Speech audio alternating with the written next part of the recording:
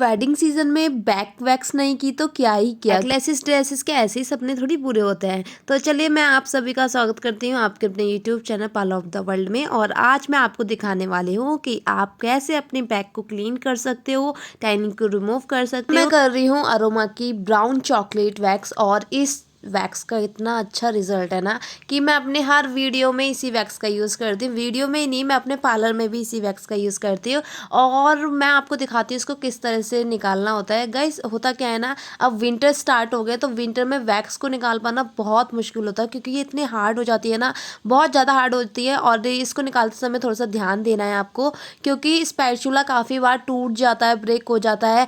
And second thing, आपको चोट लगने का भी डर रहता है, इसलिए जब भी आप विंटर में वैक्स कर रहे हो तो आपको वैक्स निकालते समय बहुत ध्यान देना चाहिए। तो चलिए इसी के साथ स्टार्ट करते हैं। मैं यहाँ पे आपको दिखाने वाली हूँ कि आपको अपनी बैक को कैसे क्लीन करना है। और अगर आपने सोच रखा है कि आपको बैकलेस ड्रेसेस पहननी है, ब्लाउज हो सकता है या कोई भी अच्छी ड्रेस हो सकती है, तो इससे पहले हमें टेलकॉम पाउडर लगाना है। जो हमारा थ्रेडिंग वाला पाउडर होता है ना, उसका यूज़ करेंगे क्योंकि वो काफ़ी ड्राई होता है और आपकी स्किन पे जितना भी मॉइस्चराइजर आ रहा होता है उस सभी को ड्राई कर देता है। तो इसी के साथ हमें ऐसे वैक्स करनी है। मैं आपको प्रॉपर दिखा रही हूँ किस तरह से वैक्सिंग करनी है। और उसके बाद आपको अपनी पट्टी को किस तरह से लगाना है ये मैंने आपको पहले भी बताया था और अब भी बता रही हूँ। आपको कुछ नहीं करना है, आपको जस्ट अपनी स्ट्रिप्स लेनी है और जिस साइड से स्ट्रिप में गड्ढे ज़्यादा होते हैं उसी साइड से आपको अपनी स्ट्रिप को लगाना है। इस तरह से मैं थोड़ा जूम करती हूँ ताकि आपको देखने में कोई परेशानी ना हो। और जब आप इसको रिमूव करोगे ना तो आपको इस तरह से रिमूव करना और उसके बाद इस तरह से अपने फिंगर को रख लेना है।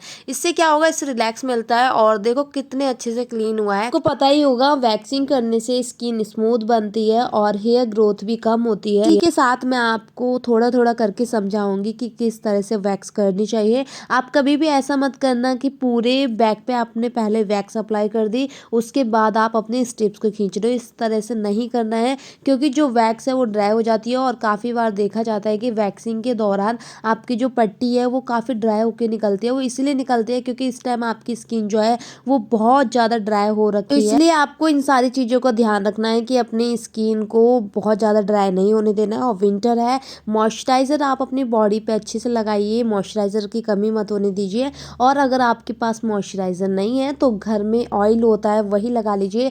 गोले का तेल सबसे अच्छा होता है मॉइस्चराइज़र के लिए, तो ये सस्ता इलाज है। देखो मैं यहाँ पे दिखाती हूँ, यहाँ पे क्या हुआ, ये जो हमारी पट्टी थी ये फट गई। क्यों फटी? क्योंकि इनकी स्किन बहुत ज़्यादा ड्राई हो रही है और ड्राई की वजह से जब हमने उसे पट्टी को खींचा तो वो एकदम से खिंच गई। तो इसलिए आपको क्या करना है, आपको अपनी पट्टी पे भी ध्यान देना है। और साथ ही मैं आपको बताती हूँ कि आपको अपनी स्किन का खास तौर पे ध्यान देना है कि आपकी स्किन जो है वो बहुत ज़्यादा ड्राई नहीं होनी चाहिए। और ड्राई होती है तो ऐसी सिचुएशन देखने को मिलेगी। अब देखते हैं वैक्सिंग करने से होता क्या है। देखो वैक्सिंग करने से सबसे पहले तो आपकी स्किन क्लीन होती है, डेड सेल्स रिमूव होता है, साथ ही जितनी हेयर ग्रोथ है ना जो बहुत जल्दी जल्दी आती है उससे भी छुटकारा मिलता है।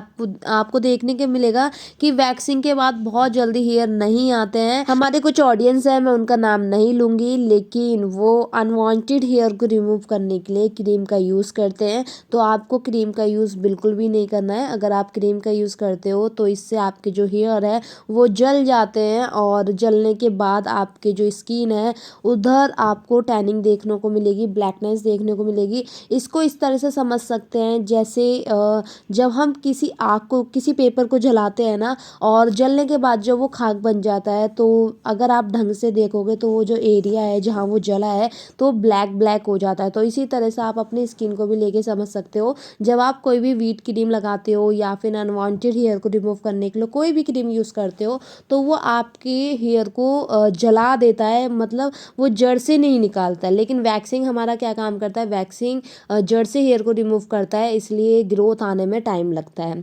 तो अगर आप अपनी स्किन को ठीक से रखना चाहते हो, ब्लैकनेस नहीं चाहते हो, तो आप वैक्सिंग का यूज़ कीजिए। वैक्सिंग सबसे बेस्ट है। और जब भी नेक पे करते हैं थोड़ा सा ध्यान देते हैं कि नेक पे करते समय आपको अपनी स्किन पे थोड़ा ध्यान दे रहा है।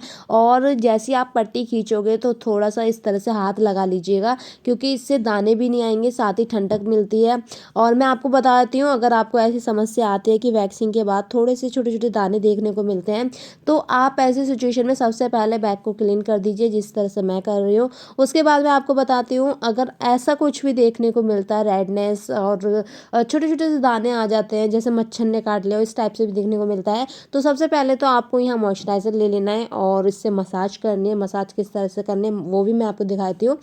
ये मसाज के ऊपर वीडियो मैंने काफ़ी सारी बनाई हैं, तो आप लोग देख लीजिएगा। और यहाँ पे मैं आपको बताती हूँ, तो इस तरह से मसाज करनी है और मसाज आपको सॉफ्ट हाथों से करनी है, हथेली का बहुत ज़्यादा यूज़ नहीं करना है।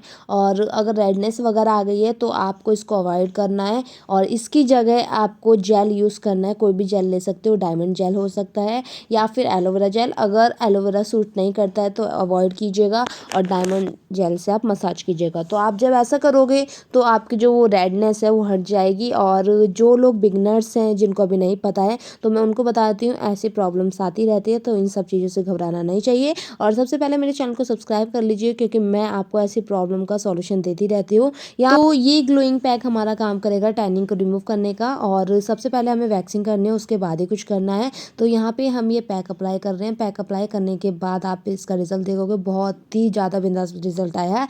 और अगर आप ये परचेज़ करना चाहते हो तो मैं आपको लिंक दे दूँगी। यहाँ सामने भी आपको दिख रहा होगा कि हमारे ये प्रोडक्ट शो हो रहे हैं। तो अगर आप परचेज़ करना चाहते हो तो आप यहाँ से भी ईज़िली कर सकते हो। वीडियो कैसी लगी मुझे कमेंट करके ज़रूर बताना। और अगर आप कुछ नया सीखना चाहते हो, कुछ दिमाग में चल रहा है आपके, कुछ क्रिएटिविटी, तो आप मुझे कमेंट कीजिए। मैं पूरी कोशिश करूँगी आपके बताए गए टॉपिक पे वीडियो बनाने के लिए। ये वीडियो कैसी लगी मुझे कमेंट करके ज़रूर बताना और अपने बिगनर्स फ्रेंड्स को ज़रूर शेयर करना, क्योंकि ऐसी वीडियो उनके लिए बहुत ज़्यादा हेल्पफुल रहेगी। पता है दोस्तों, जब मैंने पार्लर सीखा था ना, तो मेरे पास ऐसा कोई भी एंड्रॉयड फ़ोन नहीं था और ना ही किसी टाइप का ऐसे फैसिलिटी थी कि जहाँ से मैं ऐसी चीज़ें एनालाइज़ कर सकूँ, ऑब्ज़र्व कर सकूँ। तो आप लोगों के पास आजकल बहुत सारी चीज़ें हैं, तो आप लोग इसे अच्छे से सीख सकते हो। बट मैं आपको एक चीज़ कहना चाहूँगी, आप जितने चैनल पे विज़िट करोगे सबके तरीके अलग होंगे, सारी चीज़ें अलग होंगी। तो इसीलिए किसी को भी कनेक्ट करके मत देखना कि हाँ इन्होंने ऐसा बताया, इन्होंने ऐसा बताया। सबका अपना एक एक्सपीरियंस रहता है, सब अपने एक एक्सपीरियंस के बिहाफ़ पे ही सारी चीज़ें शेयर करते हैं और मैं भी अपने एक्सपीरियंस के बिहाफ़ पे ही सारी चीज़ें आपके साथ शेयर करती हूँ। वीडियो पसंद आए तो प्लीज़ लाइक ज़रूर करना और अगर आप हमारे चैनल पर फर्स्ट टाइम विज़िट कर रहे हो तो चैनल को सब्सक्राइब कर लीजिए। आपको हमारी वीडियोस कैसी लगती है वो भी मुझे कमेंट करके बताना। अगर आपने हमारे ये इंस्टाग्राम पेज को फॉलो नहीं किया है वो भी कर लीजिए, पार्लर स्मार्ट लुक ब्यूटी। वहाँ पे भी आपको शॉर्ट वीडियो में काफ़ी कुछ सिखाया जाता है, बट यूट्यूब पे हो तो बहुत अच्छी बात है। और ये रहा हमारा फाइनल, और इसका फाइनल रिजल्ट देखने के लिए आपको नेक्स्ट वीडियो ज़रूर देखनी पड़ेगी। उससे पहले मैं आप सभी से विदा चाहती हूँ। फिर मिलेंगे एक न्यू साथ, तब तक बाय बाय, टेक केयर, अपना ध्यान रखिएगा और कोई नया टॉपिक जरूर सजेस्ट कीजिएगा। फिर मिलेंगे, bye bye, take care and thanks for watching video.